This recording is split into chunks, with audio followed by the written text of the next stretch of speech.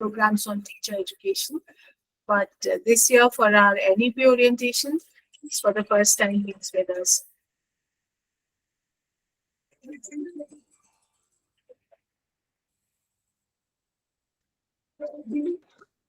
Ji sir?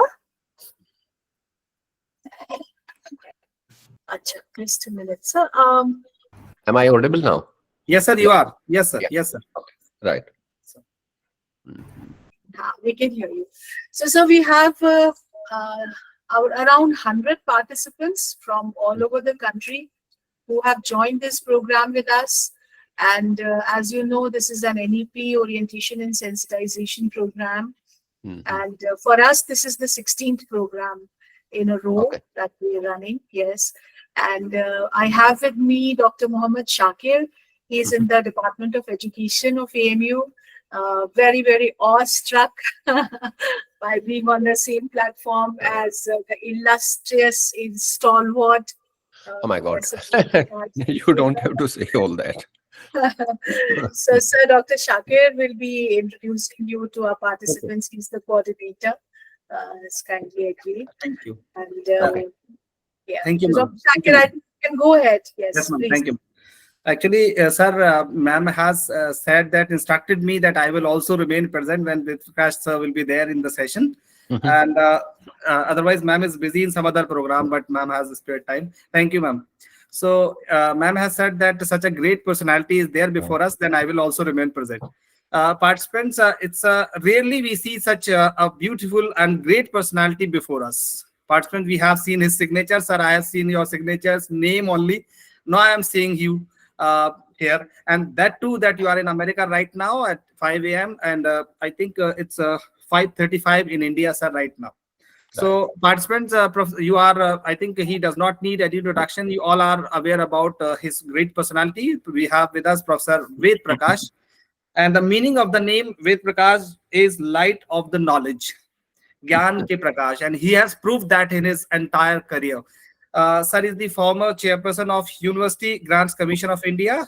Government of India. He was there from 2011 to 17. And he is the former chancellor of KIED University, Bhubaneswar, India. From there, he was till 2022. He was there 22.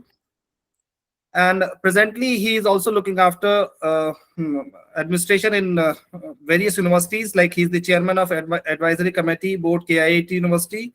He's the member syndicate, Guru Nanak Dev University. He is the member of Board of Management, Hamdard Institute of Medical Science and Research, Jamia Hamdard University, New Delhi. He is the member of Board of Management, Sharda University, Noida. Member of Advisory Committee, National Resource Center of Chemistry, Ministry of Education, Government of India. He is the Professor Emeritus in Meghalaya University, Meghalaya. He is the Vice President, Anglo-Vedic National Management Committee, New Delhi. He is the Chairman of Vidyavani Foundation, New Delhi. And as far as his academic and professional qualifications are concerned, he is DLIT, PhD, and MSc and AMID. He is US Fulbright Fellow, Michigan University. He has completed more than 50 years in policy making, teaching, research, and administration. And apart from these responsibilities, he has also held the different other posts in our country. Like he was the former vice chairman of UGC New Delhi, secretary UGC New Delhi, vice chancellor of National University of Educational Planning Administration New Delhi, director of NUPA, chairperson of NCTE National Council for Teacher Education. And he has visited, I think, more than 40 countries. Some of the names I'll give you, the participants: USA, UK, Russia, and Germany. Only 5 names, sir. Allow me only 5 names. Otherwise, it would have taken 1 day to introduce you, sir. You have your CV is like a PhD thesis, sir. And we are fortunate, and I am very much happy that it is your dedication, commitment towards education, because of which you are here, sir. And thank you very much, sir. Around 2,000 publications are there to your credit. You have given more than 2,230 convocation address. Thank you once again for giving us time, sir. Now I will not be taking much time, and participants, sir will talk on higher education and society, and he is the best resource person to talk on this topic. He has spent his entire career, entire life on higher education, in higher education. Thank you, sir. Thank you, ma'am. Professor Shakir, thank you very much for your kind words. I'm not an expert, and I don't have that kind of arrogance that I'm the best. I'm certainly not. There are people, I mean, much better than me. Majority of the people who are working in the field of education. Yes, I have tried to learn something, and I'm still learning, and which is why I proposed to Professor Faiza Basiji that instead of talking on a routine subject, I would like to give something new to my fellow colleagues. And therefore, what I wish to do in the next 40, 50 minutes, that I would be letting you know uh, about the global trends in higher education. And I would also be sharing with you where do we stand insofar as those parameters are concerned, so that you can take some key insights out of my presentation, and which is why I refrained Professor Abbasi not to go anywhere and to be present during this lecture. We have the national education policy in place for over 3.5 years. Through policy, as usual, we have expressed our fresh intents. That is the purpose of any policy. This is the fourth policy if you start from the colonial period. If you, wish to look into our efforts during the post-independent period, then this is the third policy. First one we had brought out in 68, then in 86, and then this is the third one after a gap of 34 years. It was necessitated because of the fact that higher education has undergone enormous amount of transformation due to national and international uh, changes which have taken place. I do not want to spend this time sharing all that has been proposed in the NEP. You might have already gone through it. You may ask me questions on that once I'm done with something which I consider would be far more important for you to know. I would begin with the statement that society has played a very prominent role in education from early times to date. Most of the leading institutions of the world are the creation of the society. We have an example before us where Professor Faiza is sitting today.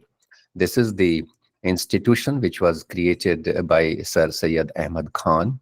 And similarly, there have been many more such universities.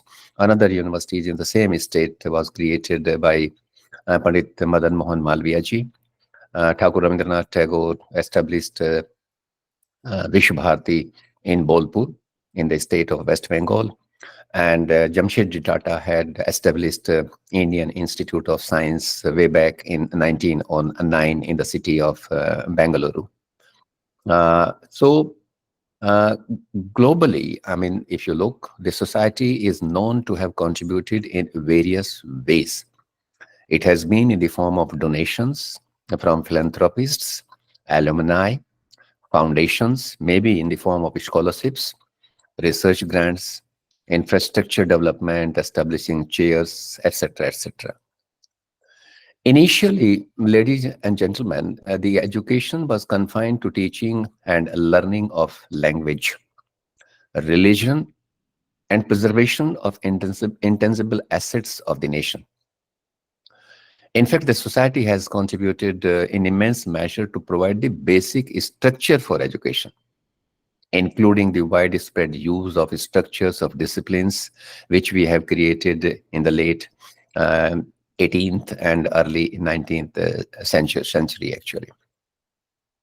First time, the world leaders together took cognizance of societal aspirations after World War I in 1924, when they assembled in the city of Geneva. And they came up with an article on education wherein they made three assertions: that education should be the right of everyone, and that education must be made compulsory during the initial years of schooling, and that those who are backward must be supported by nation states. But not much had happened actually, and the world was pushed into another war in 1939, which continued until 1945. Uh, but again, after a gap of 3 years, these world leaders, again, another set of world leaders assembled in the city of Paris. And this time they came up with a universal declaration of human rights in December 1948. It was a historic moment when, keeping in mind the societal aspirations, all the countries agreed on the freedom and equality, protecting the rights of every individual everywhere. I would like to draw your kind attention to Article 26 of the Universal Declaration of Human Rights, which mentions that everyone has the right to education.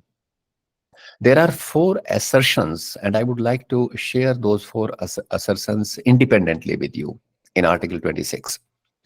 The first one is that education shall be free, at least in the elementary stage or fundamental stage of school education. The second one is that elementary education shall be made compulsory. And the third one is that technical and professional education shall be made generally available. And the fourth one is, to which I would like to draw your special attention, and I quote now, that higher education shall be equally accessible to all on the basis of merit, unquote. This is very important for all of us to know who are engaged in the sector of higher education, that they have talked about merit, which means that the merit should take precedence over everything insofar as higher education is concerned, and which is why no country on this planet has ever attempted to universalize higher education. It's not needed actually. Which is why, though the gross enrollment ratio in higher education varies widely across the countries. There are countries wherein the gross enrollment ratio is as high as 84% or 79%. The world average is 40%. We are still at 28% mark. But because of the merit, I'm again emphasizing on that aspect. No country has attempted to universalize higher education. If you carry out the analysis of the education system of developed economies, we can take some insights from them. And we can see a common pattern from the analysis of the education of these developed countries. Their education system seems to have evolved around the stipulated assertion of Article 26. All of them have universalized their school education, number one. They have created the outstanding system of technical and professional education, which is generally available to all. And when it comes to higher education, they have ensured that merit takes the precedence over everything else. And which is why, they are in global reckoning. If we carry out our own analysis of our own system, we find that we have been still struggling with the universalization of elementary education, let alone 12-year school education. Every class, unfortunately, happens to be a terminal class in one way or another. We have not been able to provide technical and professional education to the eligible population. And our higher education hardly comes into the reckoning at the global level. That is what I would like to highlight.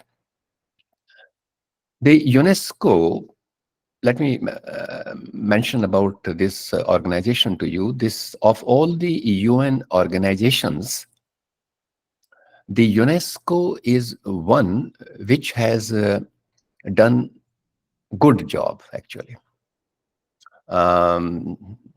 Security Council has not been able to, mitigate the problems for which it was created. We have wars all over, all the time. And but okay, let me not go into the role and functions of the other UN wings, but let me talk about UNESCO. UNESCO has been championing the rights to education at all levels, including higher education. UNESCO believes very strongly that tuition-free public higher education is an important step in this direction. Free access to quality higher education for all appears imminent, excuse me, for realizing the goal of goal number 4, actually, Sustainable Development Goal number 4 by 2030. UNESCO argues that the removal of tuition fees in higher education increases both the social demand and also the level of educational attainments. UNESCO has recently conducted a survey of 446 member states, and which revealed that there are 41 countries which have already mandated free higher education by law. There are some countries which do not offer any guarantee, but they are providing a higher education, in different formats. The place where I am sitting today, they provide higher education free of charge to those who have the potential, actually, to access quality. Excuse me. Excuse me. Quality education is cold here, actually. There are also countries which have not provided the data. About 8 or 10 countries have not provided the data. But I mean, look, that 41 countries have mandated free higher education by law. If you carry out the income group analysis of countries, I mean, you can take some insight from this survey. The another thing is that if you carry out the analysis of countries income-wise, you will find that there are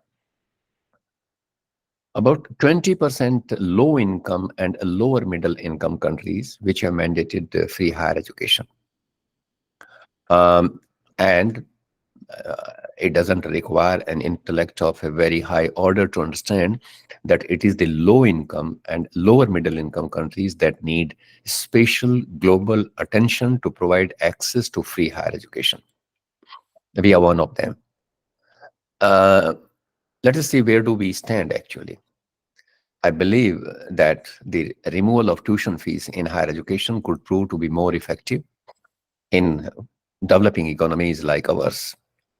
For long, India has had a policy of providing higher education either through public institutions or through grant-in-aid institutions. Such institutions were not motivated to make any profit, and thus, with the government support, they provided higher education at an affordable cost for nearly half a century. I'm one of the beneficiaries of that system, actually. I got education, I mean, right from the school education up to higher education, almost free of charge.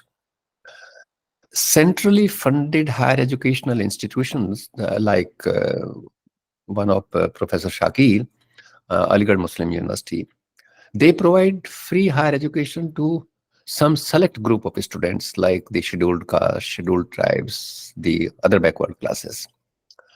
We also have some states in our country which provide free higher education up to the postgraduate level for girls and socially deprived sections of their domicile.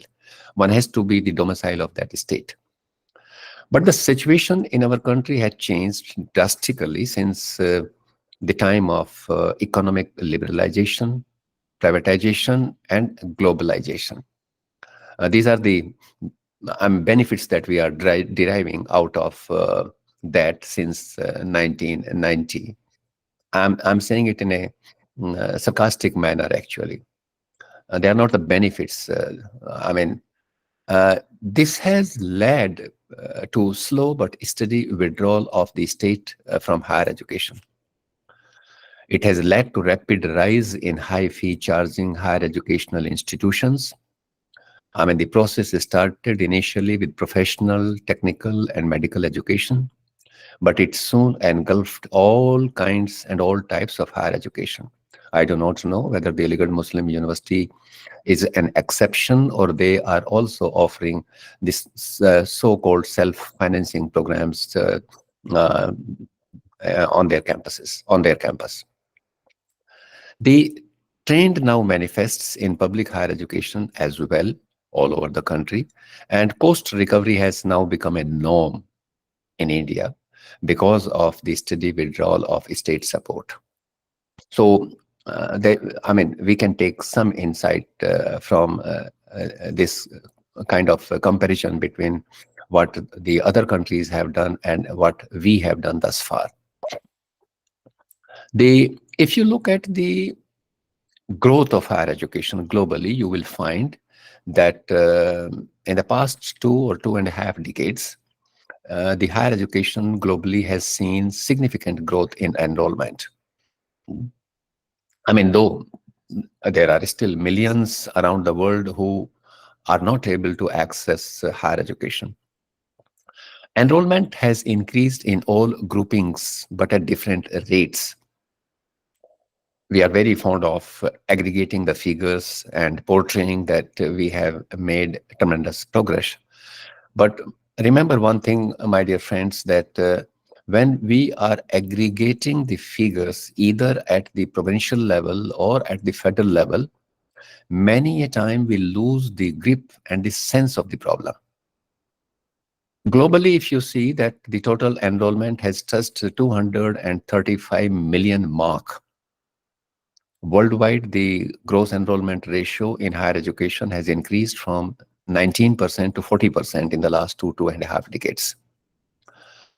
We have more than 88,000 higher educational institutions operating across the countries.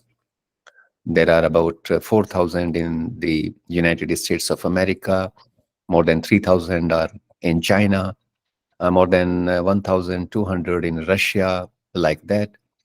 We have the maximum, highest number of higher educational institutions, so that is close to 56,000 number. If you look at the gross enrollment ratio in higher education, you would find that the world average is 40%. And as I had said, that there are countries, if you look at the profile of the OECD countries, you will find that the gross enrollment ratio there is as high as 76%. There are also countries wherein the gross enrollment ratio is 80%, 84%, 85%. UK has about 61%. China has made enormous progress. They have crossed the 60% marks insofar as the gross enrollment ratio is concerned.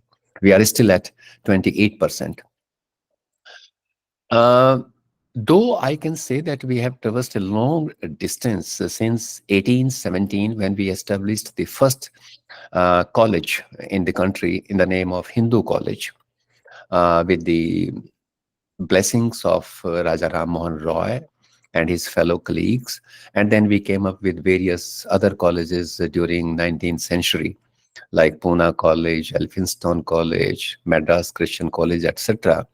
Before the establishment of 3 universities in the port cities of Calcutta, Bombay, and Madras, as a follow-up of the Woods Dispatch in 1857. We have about 42 million students enrolled in higher education today.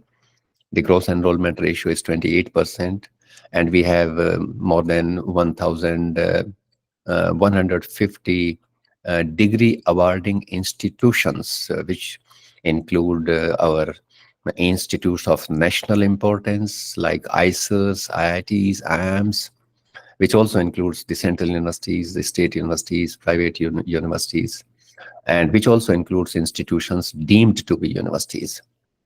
So now in the policy, we have set a goal that we will raise the gross enrollment ratio in higher education to 50% by 2035, which means that every other person in the age cohort of 18 to 24 shall be in higher education. We have taken 75, 76 long years to attain 28%. But now we have envisaged in the national education policy that we will achieve 50% in 15 years alone, which I can say seems unlikely, but I can also say that it is a doable proposition, provided we make intelligent moves. We use the residual capacity of existing institutions. We have institutions wherein the number of students is very low. We can use the residual capacity of those institutions. We can also set up newer institutions in areas wherein the institutional density per 100,000 population is much lower than the national average in states like Bihar and Jharkhand, in a state like West Bengal.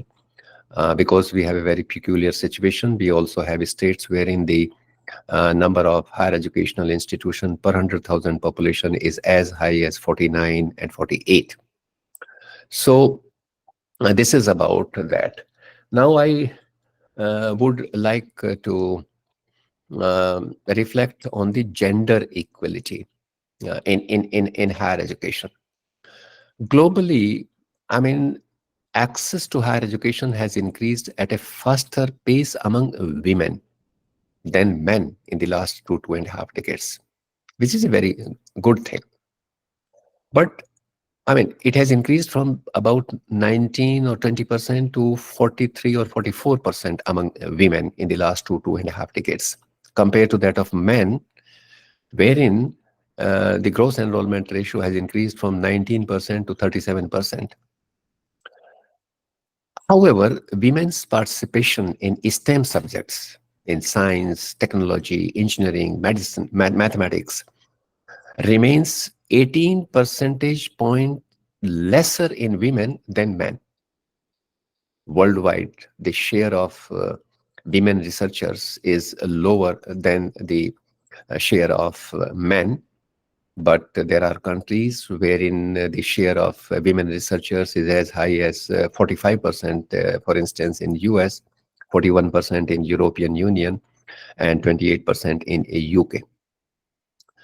If we look at our own scenario, we find that in some states, no, I mean, even at the national level, the gross enrollment ratio of women in higher education is a little higher than the men. It is 28.5%, and for boys it is 28.4%. Though, I mean, the girls' gross enrollment ratio varies widely across the states. Like if you look at Tamil Nadu, it is 47%, over 47%, but in Bihar it is only 16%. And similarly, like at the global level, the gender gaps continue to exist both in countries' top institutions and in STEM subjects. These gender gaps in our country are more pronounced in rural areas.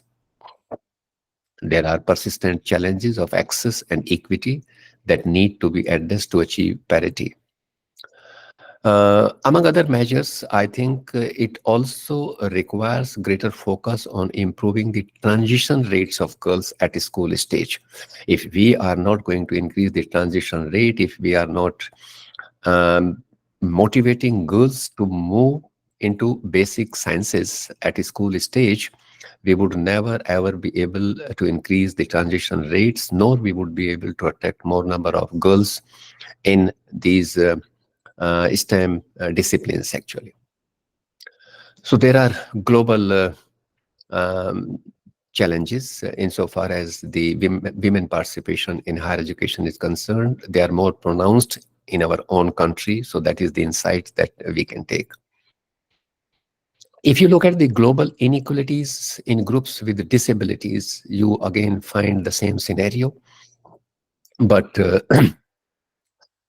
if you look at the disabled students holding bachelor's degree in places like US, it is as high as 18%, 19% in UK and US. And as against this, if we look at the profile of our own country, we find that only 6% excuse me, disabled boys and 3% disabled girls hold bachelor's degree. And this is primarily due to, poor transition rates of disabled children from secondary sector to post-secondary sector, and lack of support in terms of its infrastructure and teaching and learning materials. We need to pay greater attention on these parameters, actually. The another global trend wherefrom we can learn a great deal is the way higher educational institutions are focusing on closing the skill gaps impelled by the rapid advances of the technology like artificial intelligence, automation, robotics, and other emerging technologies which have created skill gaps across all industries. In every country, now we have two types of students. One is the traditional student, which is in the age cohort of 18 to 24 or 18 to 23 in some parts of the world. But we are also creating a non-traditional class of students. They are the people who have entered into the world of work, but because of the technological advancements, they find themselves inadequate and they wish to come back to the campuses for the purposes of upskilling and reskilling themselves. There are leading universities in the Western world which have created tailor-made programs for these non-traditional kinds of students, whereas we have not yet taken cognizance of it. I do not know any single institution. I would like to be enlightened by you if you can tell that this is the university which has been offering the programs for the non-traditional kinds of students. I'm not aware of that, actually. So this is another important issue. We have opened up the higher education sector for vocational education for the purposes of giving vocational orientation to higher education in 2013, when we had instituted the bachelor's degree, the master's degree in vocational programs. We also had started, when I was with the University Grants Commission, financing the community colleges. We were providing financial assistance to the community colleges at that time. I do not know what is the position now, but skilling has not been a success story insofar as our country is concerned, because of a variety of reasons. I would be reflecting on those reasons in my second talk when I will be talking about skilling in higher education. So if you look at the role of technology in higher education, we know that technology has always played an important role in the society. In fact, currently we are living in an era where technological advances are more common than anything else. And in fact, there is a race going on between education and technology, and this race will continue to accelerate in times to come. Leading universities have been promoting the use of digital tools like mobile learning, creating digital content platforms, AI writing tools, virtual reality and augmented reality, through which now the subjects like the exact sciences can also be delivered in online mode because of the availability of virtual excuse me, reality. We have cloud computing, we have social media in learning now, we have adaptive learning, we have been using automated assessment, etc. There are companies such as Coursera, edX, Udacity, Future Learn, which are partnering with leading institutions to solve the most pressing educational needs of modern world. MOOCs have become very popular. We have also made sincere efforts. We started using the GSAT 3 facility to provide long distance education in 2004. And a year prior to that, the IITs, the 6 IITs and Indian Institute of Science, Bangalore, they came together, formed a consortium, and started the National Program on Technology Enhanced Learning, and NPTEL. at university level in STEM subjects. UGC has also launched e-PG Pathshala program under NMEICT in 2009 and developed 29 programs at undergraduate level and 79 programs at PG level. The idea of online mode of delivery in Indian university system was also mooted in 2016 when we had permitted universities, not permitted, advised universities to deliver 20% of the course content through online mode. But because of the emerging demand of the university system, now the UGC has brought out an integrated regulation to enable universities to offer full-fledged online undergraduate and postgraduate programs. Now, any university which has got a CGPA, next CGPA of 3.26 and above, or which has figured in the top 100 institutions in NIRF ranking in 2 of the 3 preceding cycles, they can offer, I think, 3 undergraduate programs and 8 or 10 postgraduate programs in online mode. But here I would like to make one observation that as of now, there are very few universities that can honestly fulfill all technical, academic, and social requirements of full-fledged online degree programs. See, if we wish to offer online programs, then we also are obliged to fulfill the social requirements, which means that we need to ensure that every student enrolled in an online program has access to the smart devices.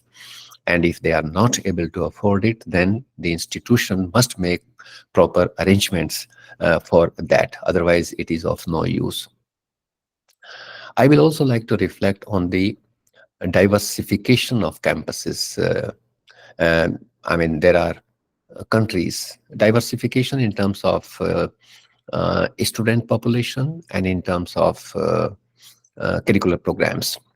There are countries which have addressed these concerns and become the most sought after destination for higher education. The number of international students has increased from 2 million to a little over 6 million in the last 2 decades. There are countries like US, which continues to be the most sought after destination for centuries. Australia has emerged as a greater hub. UK is there. Canada, in Canada, we have some issues now as of currently, actually. China has also emerged as an international hub. So is Singapore. They continue to attract large number of international students due to their proactive policies. We have, I mean, US, for instance, is hosting more than 1 million international students. UK is hosting more than 600,000 students. China is hosting more than 500,000 students.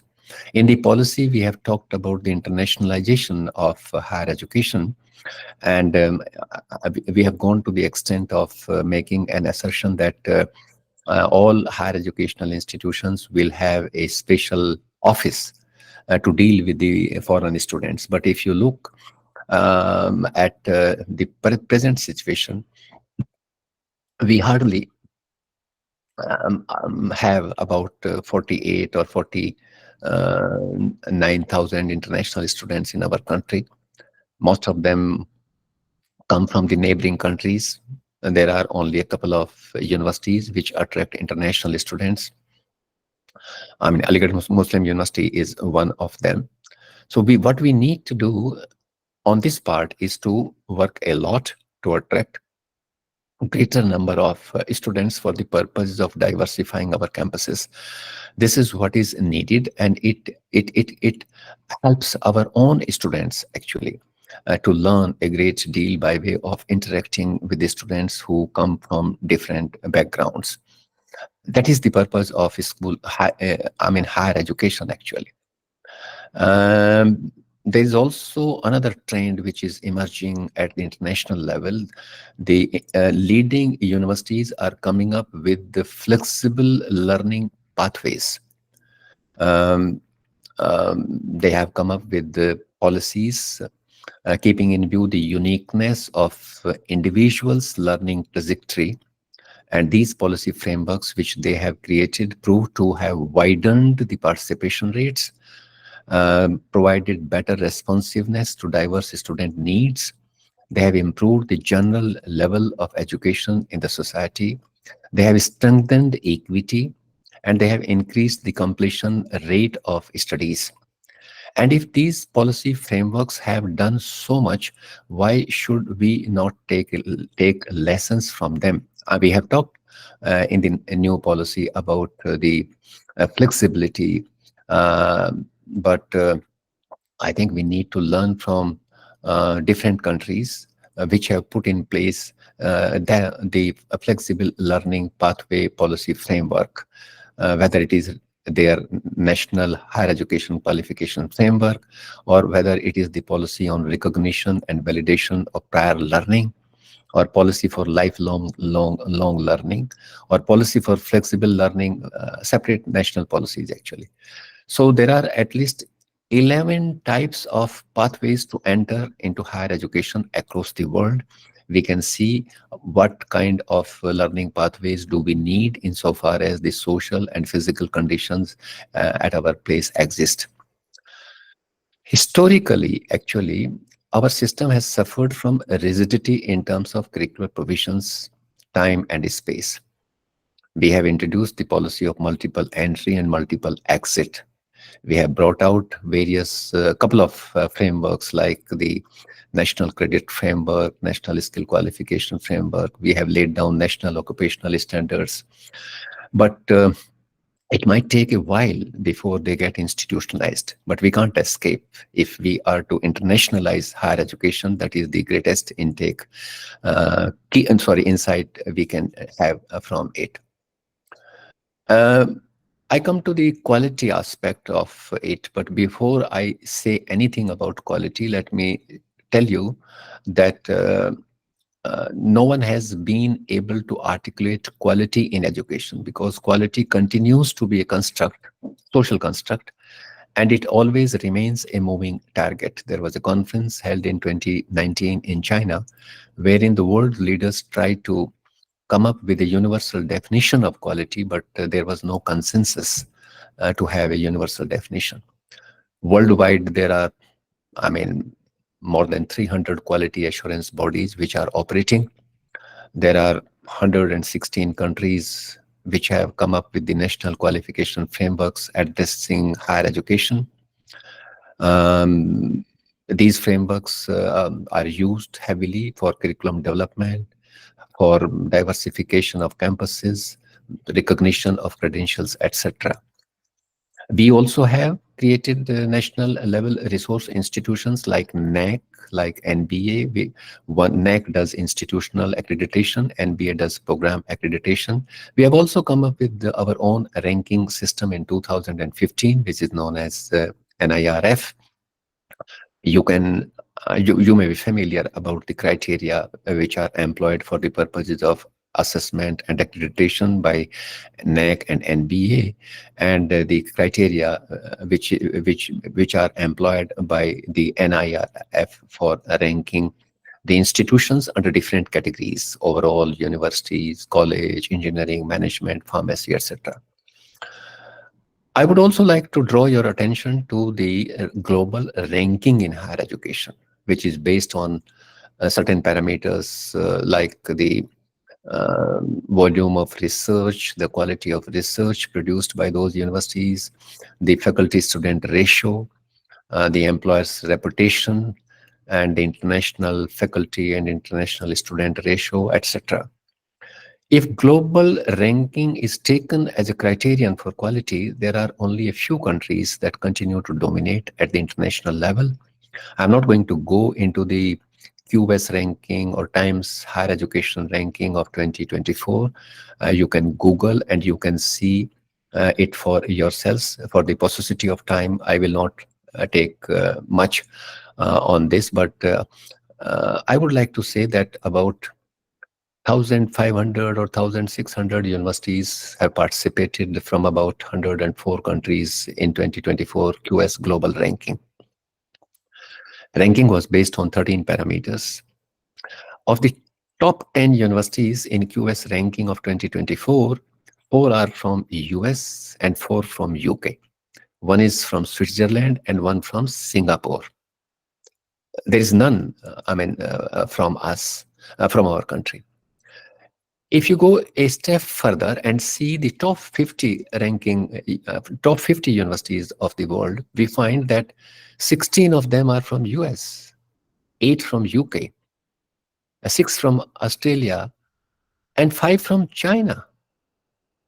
I mean, the kind of investment which China has made in their higher education system has shown the results now.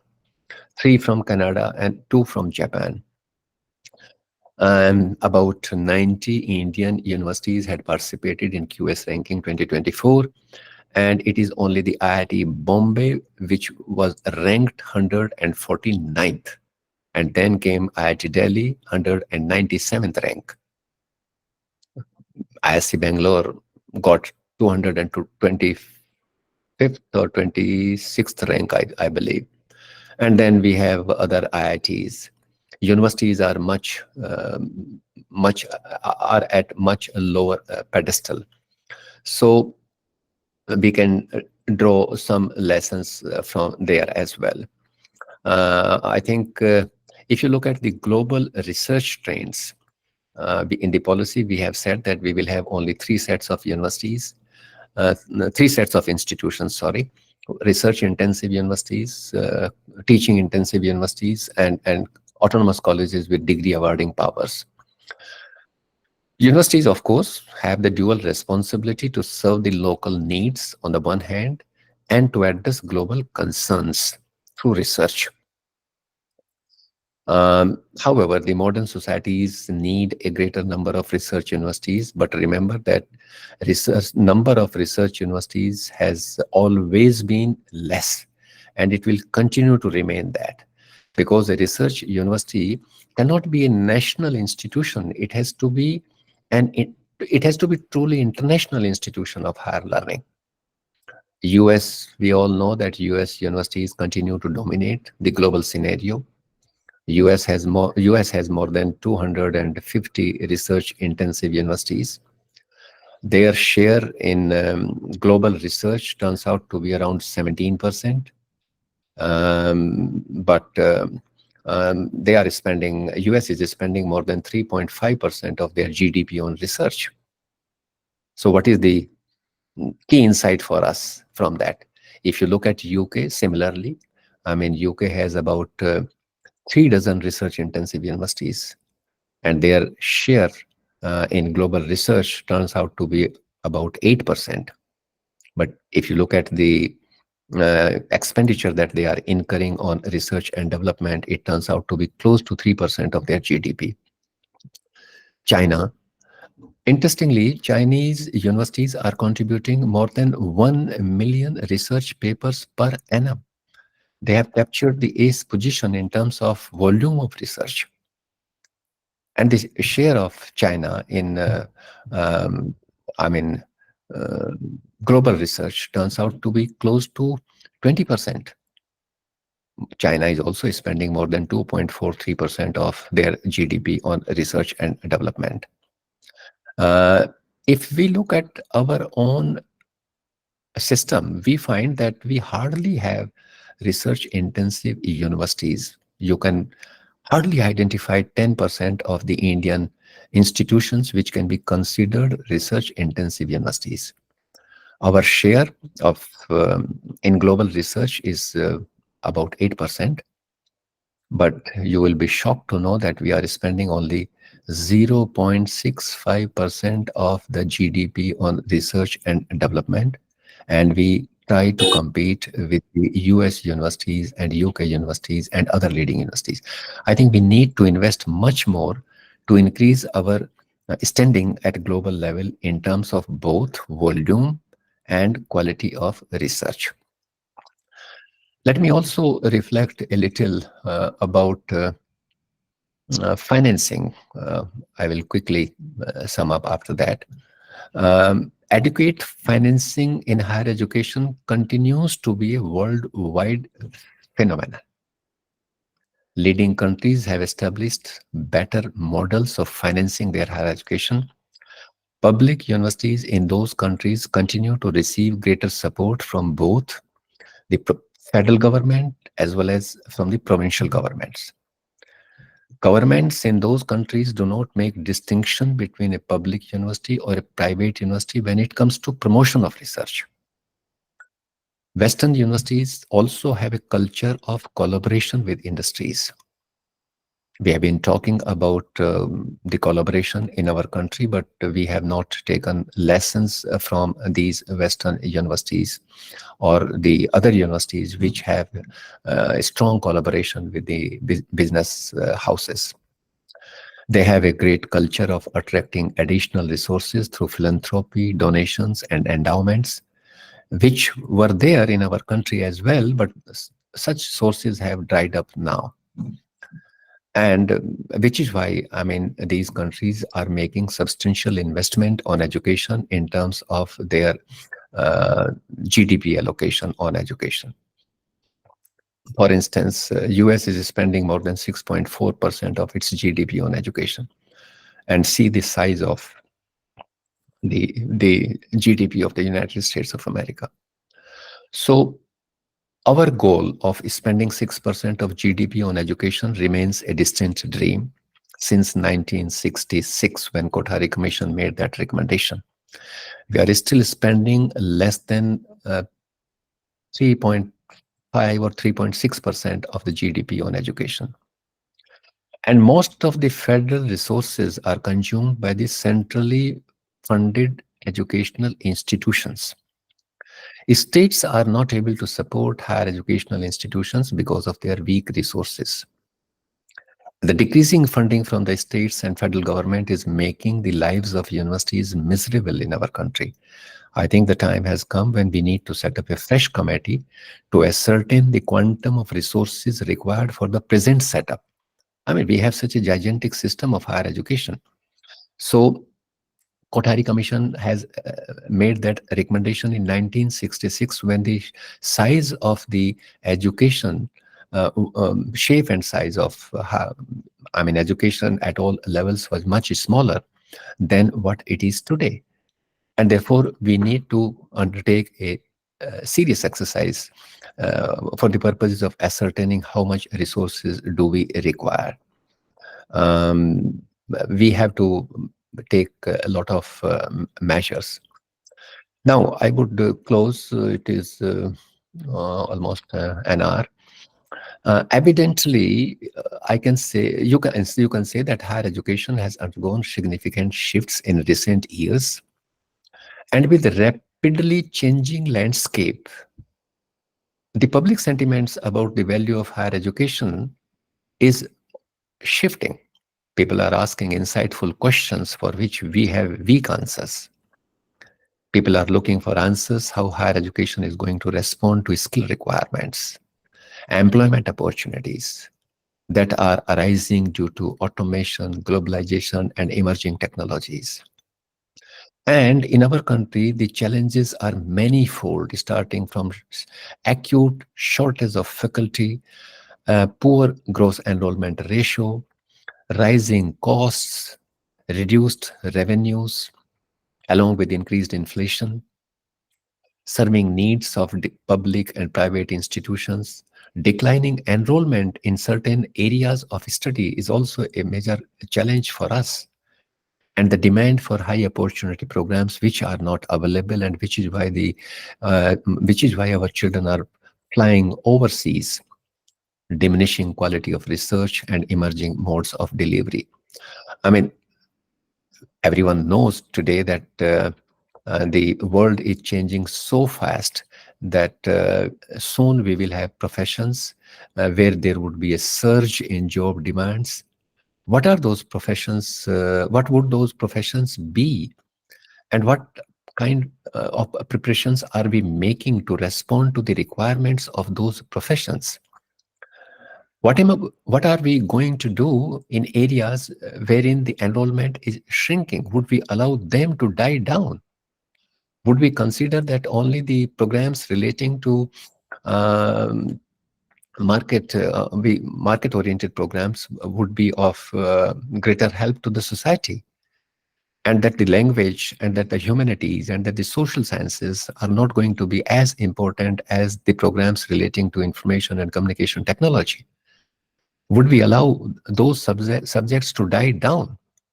So higher education leaders will have to envision these anticipated shifts and take timely measures.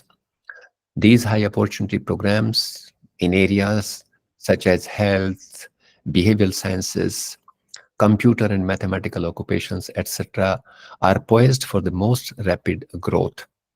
So it is evident that globally the challenges facing higher education are multifaceted and interconnected, my dear friends.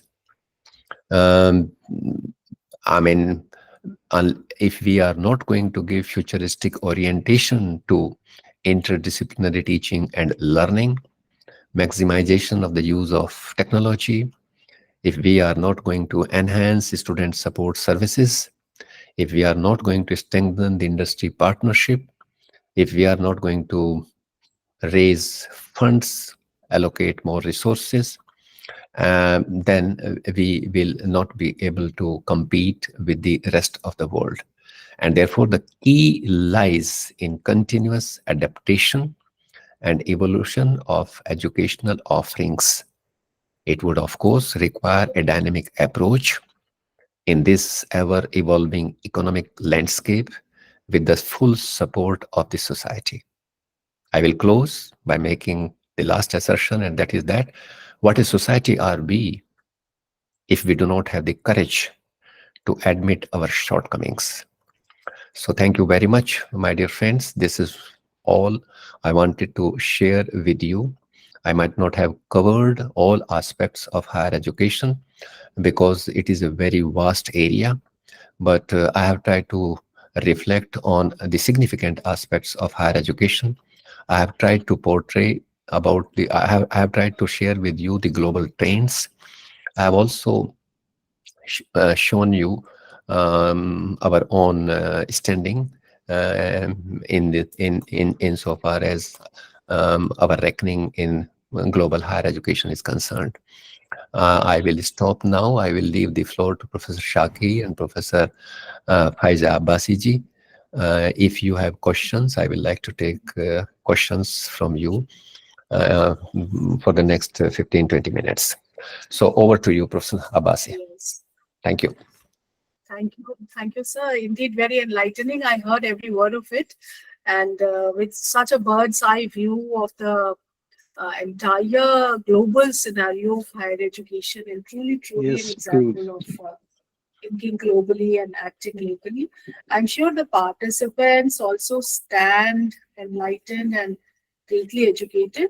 I would request a few of you. The comments have already started coming, sir. Dr. Okay. Sapna says very informative and interesting. And one thing I would like to say, we saw sir sneezing and it's very cold there. Still, he managed to pull across. Yes, managed to pull across. Wonderful, sir. Kudos to you. So, participants are finding it impressive and informative. But I'm sure questions need not be just questions. They can be observations. Observations also, certainly, Yes. certainly. In fact, So, I mean that should be the purpose of the discourse. What are the key insights that you have taken out of my presentation? What would you like to add to it? Exactly. I mean, one can always compliment, but one can always supplement as well. So this is what is needed, and we need to organize such discourses more often on our campuses.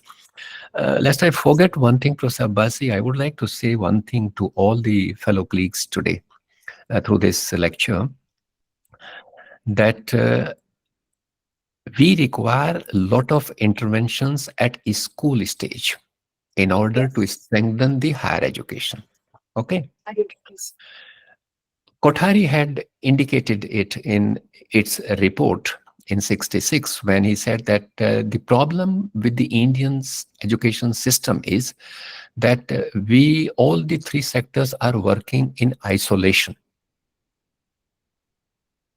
Elementary education does not have greater linkages, coordination with the secondary sector. The secondary sector does not have any coordination and linkages with higher education.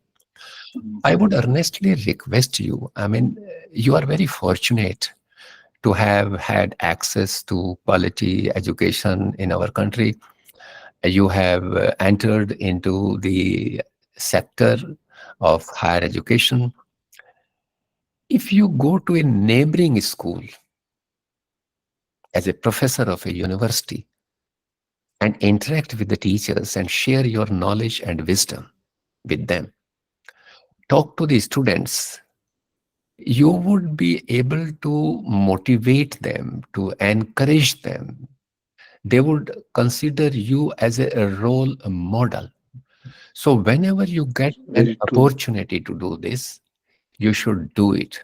And there is no harm. You should go uninvited. I learned it at a much later stage, actually. When I was working with the NCRT, I used to go to Mothers International School, Bal Bharati Air Force School, Lakshman Public School, which were in the vicinity of the NCRT. And since I was looking after the National Talent Search Examination, so I used to interact with the students and tell them tell them different approaches, how to attempt the mental ability test, how to attempt the scholastic aptitude test.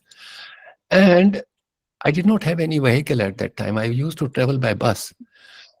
And once the principal of Bal Bharati Air Force said that you should take some money. You are investing time, you come early morning. Because I used to go there at 8 o'clock. Because NCRT will start at 9 o'clock. So from 8 to 8:45, I will go to Mothers International School or to Lakshman Public School there. But I refused. I said, no, I owe it to the system.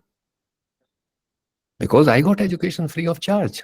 One day you will be surprised, Professor Faiza, I was trying to compute how much money my father would have invested on my education.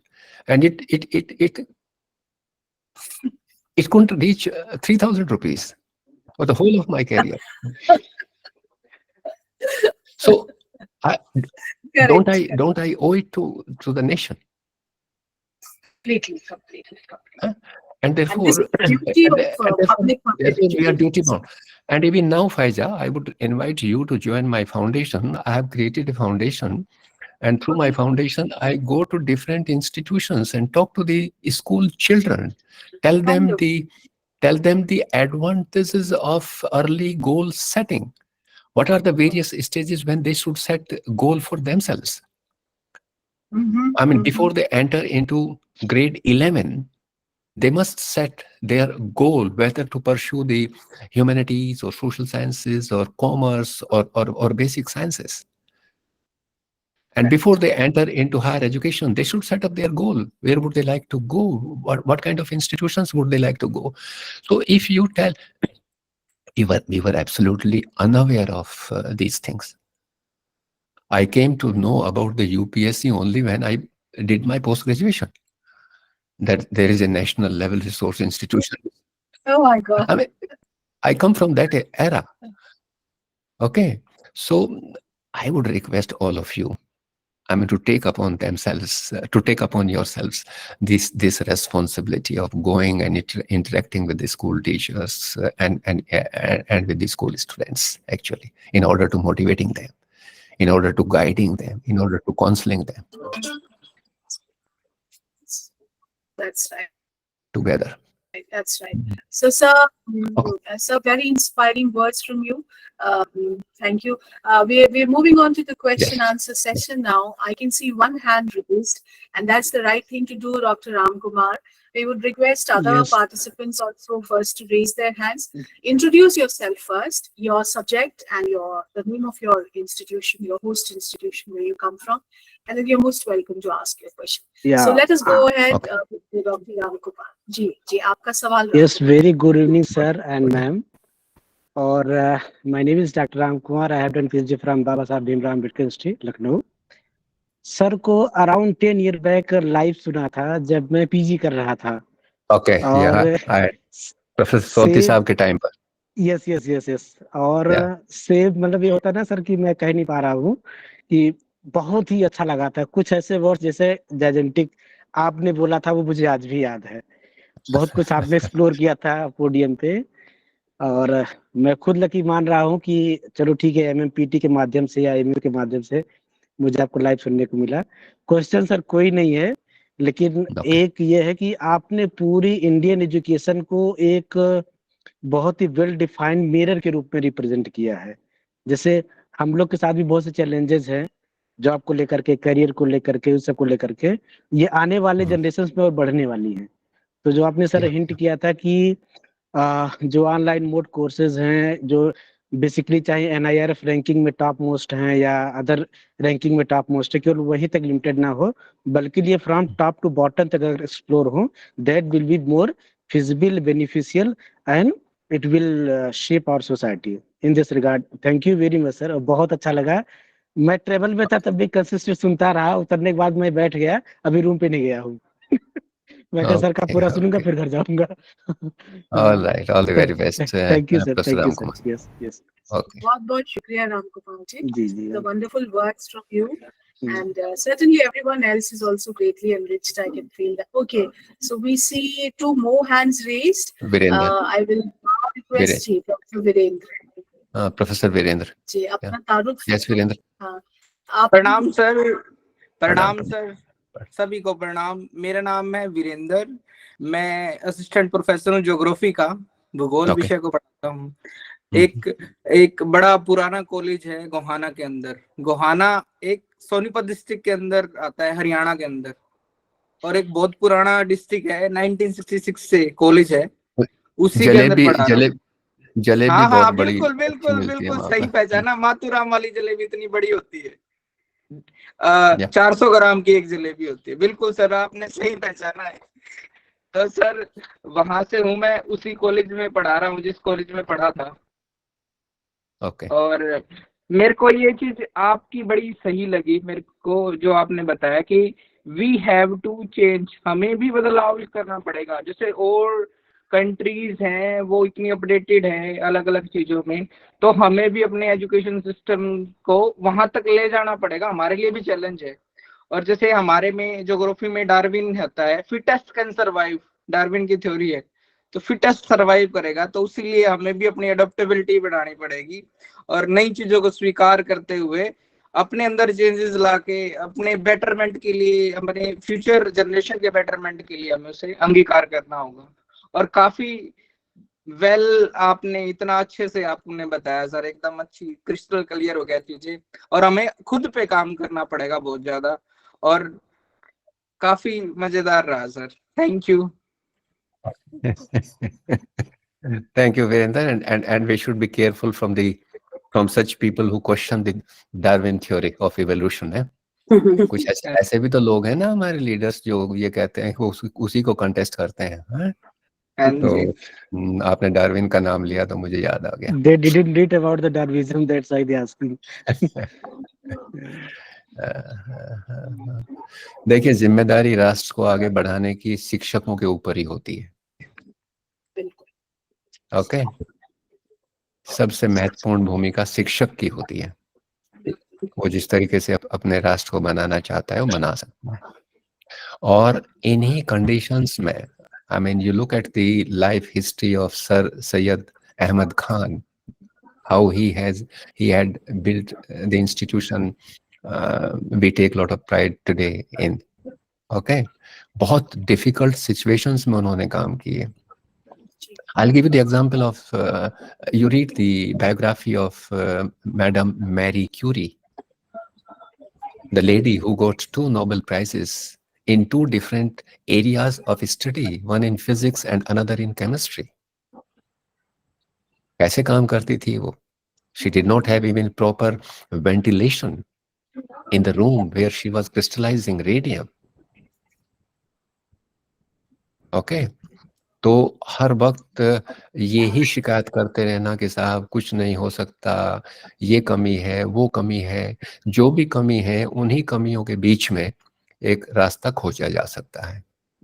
And how best can we do that? We must make sincere efforts to do that. Okay, Faisal, but then I think True, true. Very you Sir, one can more release. participant is asking Uh, Pallavi ma'am. Yes, sir, Pallavi.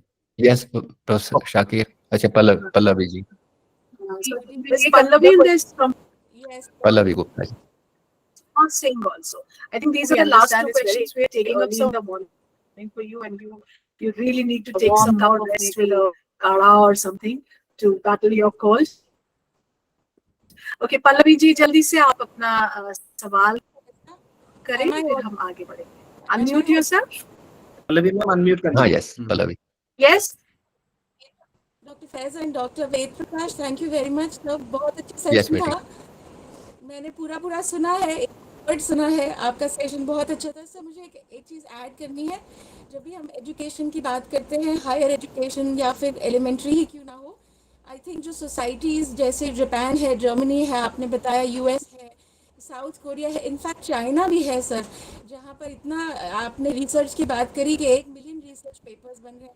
Sir किसी भी society में मुझे लगता है बहुत ज़रूरी कुछ है तो वो डिसिप्लिन है सर. बच्चों में डिसिप्लिन, मॉरल वैल्यूज़ और एथिक्स हैं सर, जो हमारे रूट्स में तो है. जैसे अभी प्रीवियस सेशन में भी सर ने बात करी और वो एंशिएंट इंडिया की बात कर रहे हैं, लेकिन वो सब अब मुझे नहीं लगता कि अब रेलेवेंट है सर, क्योंकि आज अगर आप सोसाइटी जैसे मैं देख रही हूँ सर, एक इनडिसिप्लिन बहुत है सर, मॉरल वैल्यूज़ ख़त्म होती जा रही है, एथिक्स नहीं है. तो जहाँ पर भी लोगों को लगता है कि कोई काम करप्शन के साथ हो सकता है सर, वो हो रहा है.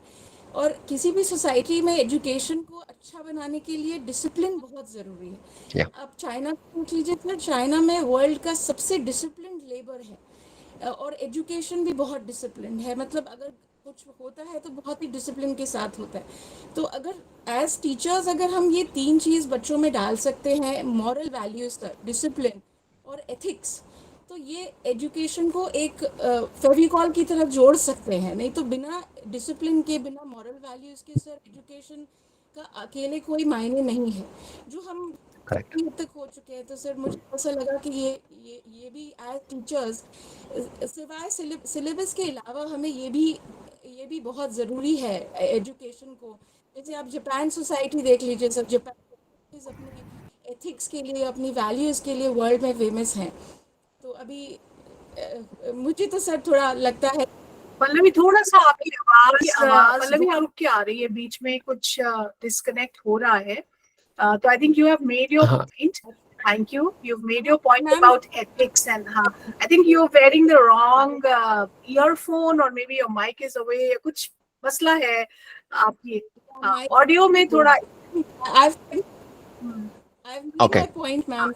Just wanted You to add. made Thank your you, point. thank Made you. your point. So it's over to Sam for the Pallavi, response. Yes. Thank you.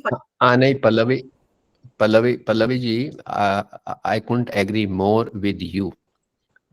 कहने का मैंने एक अपने कलीग को लिख दिया ऐसे कि I couldn't agree more with you. उन्होंने कहा, वो उसको गलत समझ गए. इसका तात्पर्य है कि मैं 100% आपसे सहमत हूँ. ओके. अंग्रेजी हमारी भाषा नहीं है तो हम उसमें उसका कई दफे गलत अनुवाद कर लेते हैं. देखिए, एक चीज और जानने की जरूरत है पल्लवी. वैल्यूज और एथिक्स 2 अलग अलग चीज होती है. ओके. वैल्यूज होती हैं पर्सनल, एथिक्स पर्सनल नहीं होते. Okay. Values can be contested because they are personal, but ethics can not be contested. Pallavi, when you enter into the class, you have to leave your ideology outside the door of the room. वो ethics है. As a teacher, when you enter into the class, every child is equal for you. And your ideology should never ever be reflected through your teachings. Okay? That is the ethics. Ideology होना कोई बुरी बात नहीं है. We must respect everyone's ideology. Okay, but as a teacher, your ideology, you should not impose your ideology on the minds of your students. उनको free छोड़िए, उनको autonomy दीजिए. Yes, sir, I Okay. agree completely. दूसरा, Pallavi, Completely. दूसरा, no, another point that I want to make. We have a myth that values could be integrated only in humanities and social sciences and languages and not in exact sciences. That is a myth. We must explore this myth. Values can be integrated in every domain of knowledge, provided we have the capacity to identify some such sports of learning where values, listen now, where values based on universal perception and values based on constitutional imperatives could be integrated. ये भी दोनों भिन्न होती हैं. Universal perception के आधार पर दो ही sources होते हैं वैल्यूज के.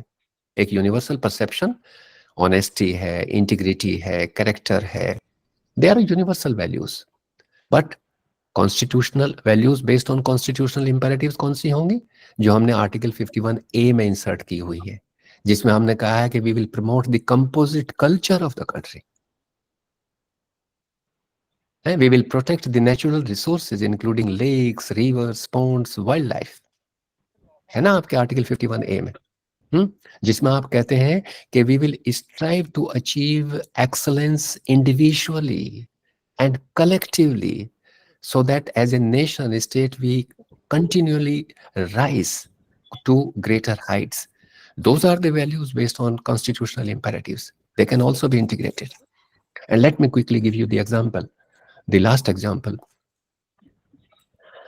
In 1781, we did not know what is the composition of atmospheric air. There was a scientist by the name Henry Cavendish. He tried to find out the composition of atmospheric air. And when he was carrying out the experiment, he found that in the corner of the little, in the corner of the jar, there remained a small little bubble. He repeated that experiment. Second time again, he found that same small little bubble in the corner of the jar. He repeated that experiment several times, and he could not understand the mystery of that small little bubble in the corner of the jar. He sits down, writes a paper, which was carried by Philosophical Magazine in 1781. That was the only journal which was carrying the inventions at that time. He devoted one full paragraph. As a scientist, he devoted one full paragraph on that aspect. He wrote that I could not understand the mystery of this small little bubble in the corner of the jar.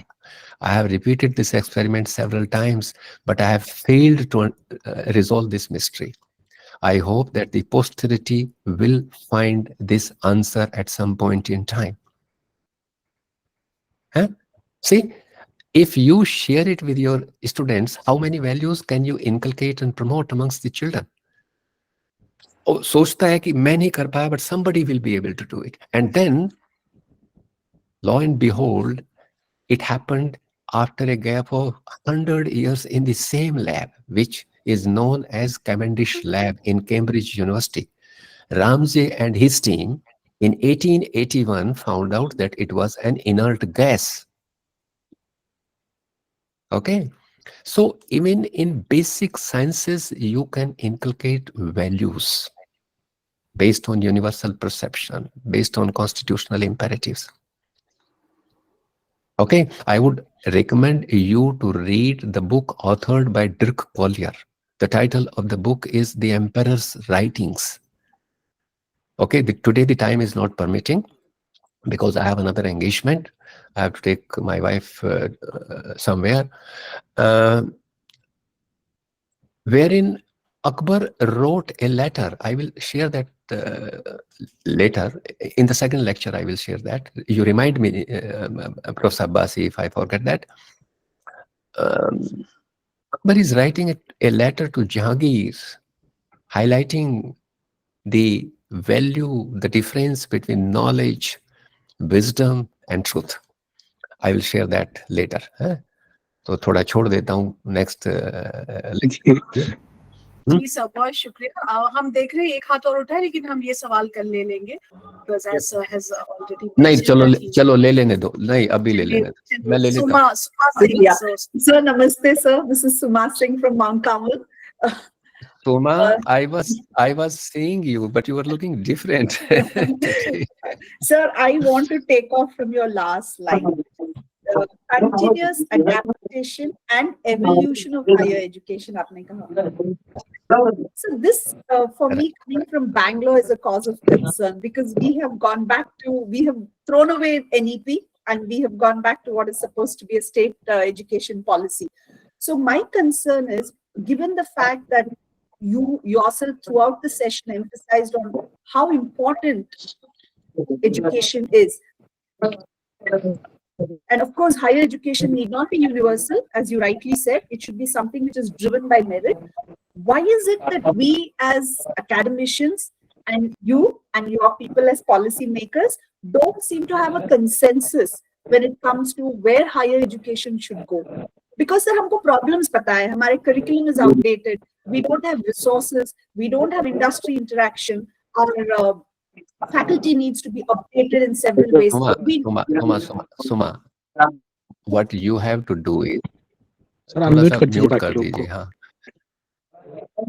I think Professor Mohammed Shakir, you can do it from your control. Yes, sir. From Okay, this sir. side.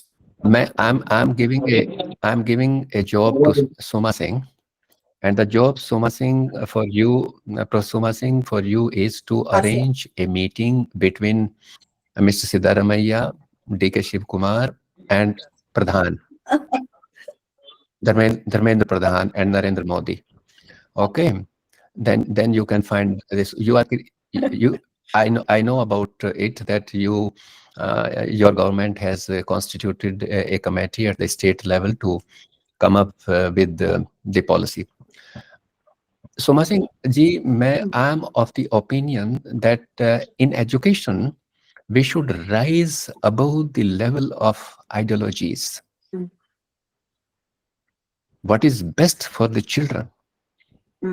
What the society needs? What education should be for tomorrow's world? You are preparing children for the next 35 years, 40 years, 45 years. And the present generation of children are not going to live in a world where we have lived. See.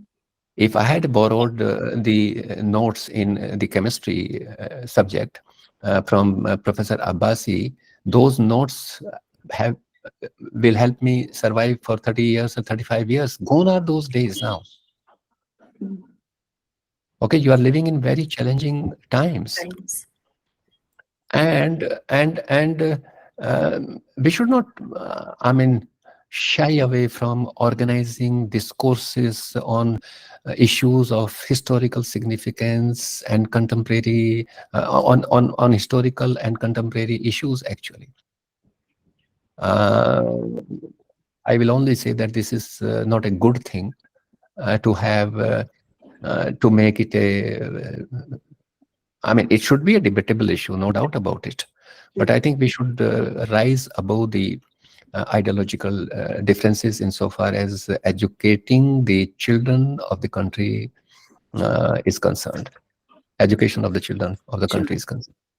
Okay. Thank you, sir. I can Thank understand. you, sir. We can understand you are passing through a difficult time. Yeah, very difficult. You seem to have constituted multiple task forces. And so imagine the plight of institutions and students. Yeah. They are in a Have you become a university? You were planning to become Our application is under the process. Okay. Thank you, sir. Okay. Right. All the very best. Okay, thank you. Dr. Shakir will close the vote of thanks. That was the last question today, and we look forward to meeting sir. उसकी Dr. जरूरत Shakir, Thank you very much, sir, Shakir, उसकी जरूरत नहीं है. for delivering such a wonderful session. Thank you very much, sir. We are grateful to you that you have given us time. And thank you, ma'am. You are present throughout the lecture, ma'am. Thank you, ma'am, to you too, to bring Professor Ved Prakash here, ma'am, in this session. Thank you. So, देखिए, participant, yes, sir. Yes, sir. Shakir और I was Abbasi ji, better detail. Professor Abbasi और professor Shakir, आपके माध्यम से मैं I want to convey heartiest congratulations and all the very best to your newly appointed Vice Chancellor. Yes. Pay my regards to her, Professor Faiza, and I'm going to see her in a couple of days, actually. yeah, you can convey my best wishes and ढेर सारी शुभकामनाएं दीजिए, so that she has a very fulfilling tenure as the Vice Chancellor of such an illustrious institution of higher learning. Okay. Thank you. और वीरेंद्र, आपके यहाँ जलेबी खाने आएंगे भाई गोहाना में. Very good. सर स्वागत है आपका, आइए सर, आइए, स्वागत है आपका. My wife was the registrar of the Pandit, Phul Singh, Bhagat Phul Singh University. हाँ. So whenever she would come from Guhana, she will bring. Sonipat. In Sonipat, she was the registrar there. And whenever she would come during the weekend, she would bring those big jalebis for us. So, Okay, Virendra. Thank you very much. Thank you, Professor. Thank you, sir. Thank you. Thank you. Okay, bye-bye. Thank you, sir.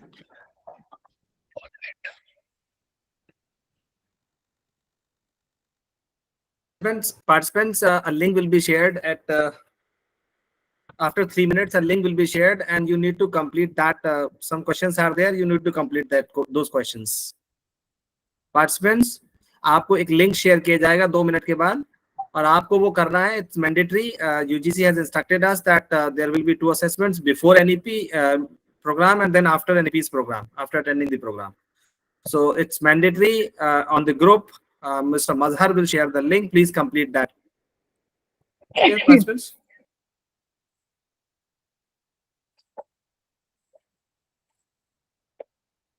Pallavi ma'am, Vipul sir, Ajmal sir, Virendra sir, आप सबको अभी link मिल जाएगा. Please complete that. Okay, आप सबको अभी link मिल जाएगा, and it is mandatory before completion of the programme and before starting the programme and after the completion. ये 2 हमारे असेसमेंट होते हैं as per UGC norms. So please complete that also. Thank you. On WhatsApp group or this sir, not on this group, WhatsApp group पर sir. जो आपका WhatsApp group है, 7 बजे आपको लिंक मिल जाएगा. ठीक है, मिलने ही वाला है. Okay, thank you. Okay, thank you. Thank you. Thank you. Okay. Thank you very much. So we will meet once again tomorrow. Thank you. Now? Thank you.